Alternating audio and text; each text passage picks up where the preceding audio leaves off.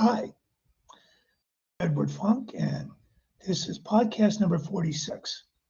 It's Loretta Young. Hi, I'm Edward Funk, and this is podcast number 46. The title is Loretta Young Did Not Like Her Father. Now, we've gone through a number of podcasts in which I've described what it was like for me to walk into actress Loretta Young's life. Put another way, I was this guy who grew up in the cornfields of Indiana, and I found myself in the life of an old movie queen from the golden era of Hollywood. I knew Loretta the last 10 years of her life, and during those years, I met many of the big stars who had been her contemporaries. But eventually, what became more important to me was being allowed into her personal life, getting to know her family and her friends. Now, much of the material I'm using in the next several podcasts will be excerpts from Behind the Door, The Real Story of Loretta Young. Here's what the book looks like. Well, I just showed you that. Okay. And it's now available as an audiobook. Keep in mind, you'll only be hearing excerpts. So to get the complete story, please go to Amazon and buy the book, either audio, paper, or ebook. And before we get started, I'm going to explain that I'm going to be cheating on these podcasts. That is, I'll be calling Loretta instead of her given name of Gretchen. She left Loretta behind when she went under contract at age 13. I'll also be cheating and calling her sister Sally, even though her growing up name was Betty Jane. Like Loretta, Betty Jane became Sally when she went under contract as a teen. Now, the reason I'm doing this is because I think it could become confusing to viewers, maybe watching some, but not all these podcasts, if I'm referring to the same people but using different names. Okay. Now, let's get into Loretta Young's feelings towards her father. Early in my interviews with Loretta, she recalled, what I knew about Papa, I didn't like. I only have one clear memory of him, and this is what happened. It was Christmas time, a few weeks before my 4th birthday. There was a swinging door from the dining room into the kitchen, and as I opened it, I saw my grandmother Young at the sink washing jars. And my mother turned towards the cupboard, holding my brother Jack in her arms. Now, Papa was standing next to her. He was facing me, but Mama wasn't. As I came in, I saw him hit her, and she fell back on the stool, and that was behind her. I flew at her. Well, I flew at him, screaming, don't you hit my mother, don't you hit my mother. I was incensed, but I was, and beat him as hard as I could. But the grown-ups started laughing. Mama said, oh, honey. And Grandma finally put her arms around me and started to say, oh, honey, your daddy was. But then by that time, I was crying, and she picked me up and carried me out of the room without my understanding what happened. So Loretta was really a grandmother herself before she really understood what had transpired in her only clear memory of her father. Instead of him hitting her mother as she perceived, he had placed his hand on her shoulder to let her know he'd reach for a jar and she could remain sitting on the stool. How damaging was this misconception in terms of Loretta's future relationship with men? Well, there's really no way of knowing. Okay, let's move on. Now, to have a better understanding of Papa and Mama, one needs to go back further. Little is known about the early days of Papa, or John Earl Young. He was born in 1890 and grew up in Kentucky. His mother, Laura Victoria Young, was married twice. Her second husband was a Mr. Young, by which she had a daughter, Grace. But John was born during her first marriage, but then His mother confided to her grown granddaughters, that's Loretta's two older sisters, many years later, that John had really been a love child. His father's surname was Mendel. Now, at age 5, a life-threatening illness necessitated that John's right leg be amputated. Maybe because of his handicap, maybe because he represented a lost love. Laura Young spoiled her only son excessively. He charmed her shamelessly, and in the process honed skills that would eventually characterize him. Now, John left Kentucky while still in his teens, found his way to Denver, Colorado.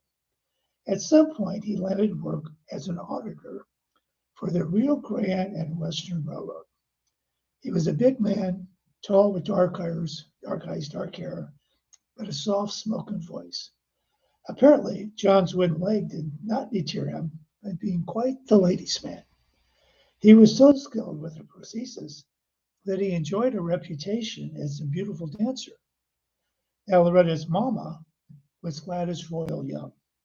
Her parents had grown up in the South. Her mother, Fanny, from Tennessee, her father from Mississippi. Her father was Robert Royal. He was a practicing dentist. However, soon after marriage, he was attracted west by the lure of land speculation. Gladys was born in Los Angeles in 1888.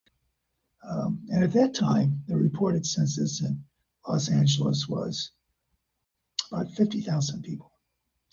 Shortly thereafter, the boom went bust, and the family returned to Tennessee. And that's where Gladys' younger sister, Collie, and Sherry were born. Their mother died, and Sherry was an infant. So Dr. Royal placed his younger daughters in a Catholic convent school near Bardstown, Kentucky.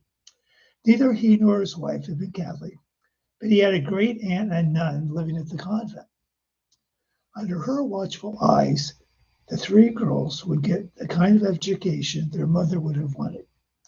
The curriculum emphasized beautiful manners, floral arrangements, and an appreciation of the arts, everything to prepare their young charges to be the wives of substantial husbands.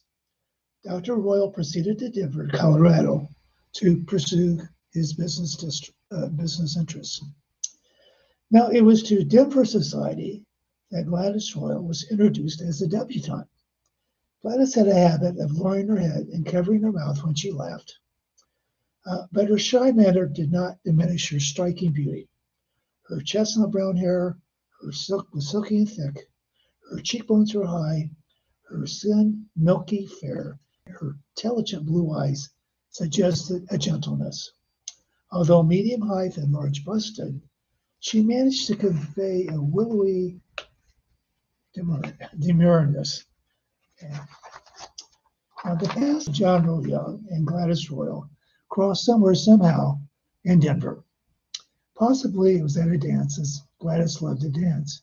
Young was so handsome, and his very presence could set a sparkle to a dull room. He now called himself Earl, and how he could dance. The convent-bred Gladys was literally and totally swept off her feet.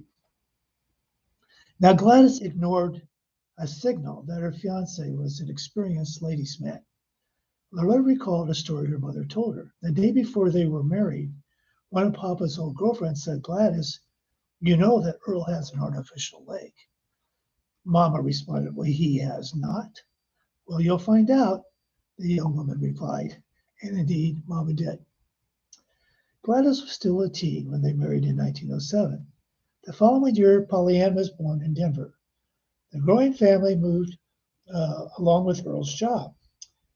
And by 1910, en route to their new home to Salt Lake City, the imminent arrival of a new baby forced them to get off the train in Salida, Colorado.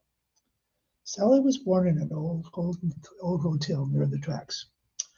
By 1912, Gladys was pregnant again.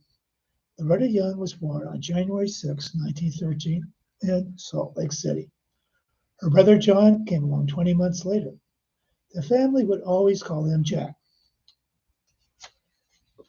Earl was at his best when the babies arrived.